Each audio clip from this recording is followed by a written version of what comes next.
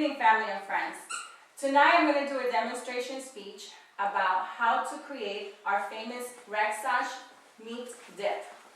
And when we I'm going to show you the different steps of what is needed, all the ingredients, to be able to prepare this wonderful dip that a lot of people tend to enjoy. The first thing we do is we buy a 2-pound meat. You're going to need a large block of Velveeta cheese. And it has to be Velveeta. It can't be no other brand because it won't taste the same. It has to be the taco seasoning mix. You need the paste picante sauce, the mild, unless you want it hot, but a lot of people don't enjoy hot, so I buy the mild. And lastly, the Tostitos scoops to be able to scoop into the dip. So to save time, I've prepared the meat already. I've cooked the meat. I went ahead and drained the meat, and I poured in the taco seasoning mix to give it the flavor. Then I went ahead and I cut the Velveeta cheese in cubes, and I poured into the pot so that it can melt. Once it's done, you stir it, and the last thing I pour in there is the paste picante sauce. So that's the thing I haven't added into the ingredient yet, so we're going to do that right now. Oop, let me shake this. There's a little water in it.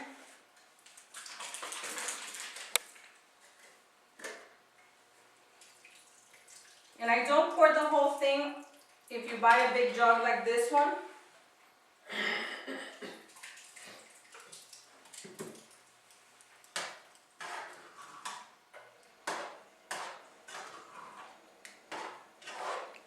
you stir it as you go, so that the flavor the sauce can spread around and it can all come together. And as you see, this is the big bottle that I bought. I only put a little bit of it. I don't put a whole lot. I don't have an exact measurement because I do it by eye. If I buy the smaller container, then you can pour most of that container. But if you buy a big one, you don't want to pour. You don't want to make it soupy. As far as the Velveeta cheese, I pour most of it. I cut it, once I cut it in cubes, I probably leave a little bit out.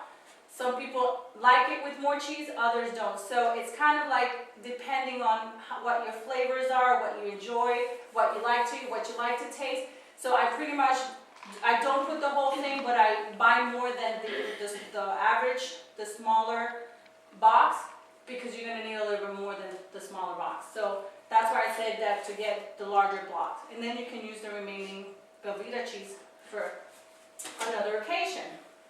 So pretty much, to save time, the dip is already ready. I'm going to pour, I'm going to do it on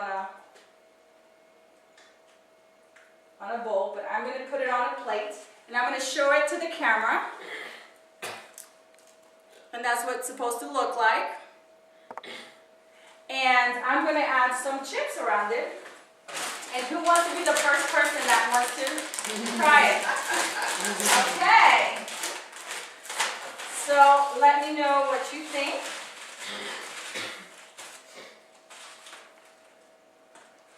And it has to be the scoop ones, as you can see, because it's easier to scoop into the plate.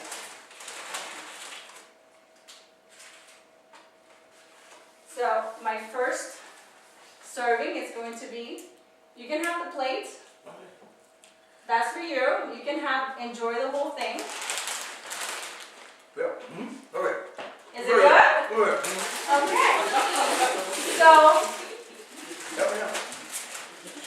this concludes my presentation. Again, this is a family recipe that my husband taught me to do when we got married. We have done it in a lot of church activities. Every time there's an event, it's a quick thing to make. And we've become famous for this dip at our church. So every time there's an event, they say, "Oh, is Ida bringing her special dip?"